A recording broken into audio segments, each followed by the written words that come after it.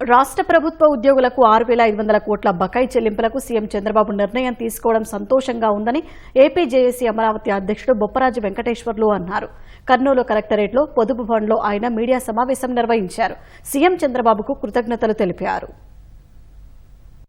ప్రభుత్వం సుమారుగా 6,200 కోట్ల పైచిలకు ప్రభుత్వ ఉద్యోగులకి బకాయిలు చెల్లిస్తామని చెప్పి ప్రభుత్వం నిర్ణయం తీసుకోవడం పట్ల ఏపీ జేఏసీ అమరావతి పక్షాన సంతోషాన్ని వ్యక్తం చేస్తూ, ఏదైతే గత ప్రభుత్వం పెట్టినటువంటి 1,000 కోట్ల బకాయిల్ని ఈ ప్రభుత్వం చెల్లిస్తుందో లేదో అని ఒక అభద్రతా భావంతో, ఒక భయంతో ఉన్నటువంటి ప్రభుత్వ ఉద్యోగులకి గౌరవ ముఖ్యమంత్రి గారు ఒక భరోసానిస్తూ అతి పెద్ద నిర్ణయమైనటువంటి 6,000 కోట్ల పైచిలుకుని ప్రధానంగా జీపీఎఫ్లు, ఏపీజీఎల్ఐలు, మెడికల్ రీయింబర్స్మెంట్లు, రిటైర్ అయినటువంటి ఉద్యోగులకి ఇస్తామని చెప్పడం చాలా సంతోషాన్ని కలిగిస్తుంది.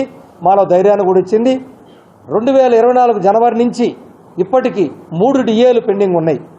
ధరల సూచిక దృష్టిలో పెట్టుకొని పెంచేటువంటి రూపాయి విలువ పడిపోతే ఇచ్చేటువంటి డిఏని తక్షణమే ప్రభుత్వం రిలీజ్ చేయాలని, రేపు పండగ నాటికి కనీసం 2 డిఏలైనా, అంటే పాత సంవత్సరం డిఏలైనా చెల్లించాలని గౌరవ ముఖ్యమంత్రి గారిని మీ ద్వారా కోరుకుంటున్నాం.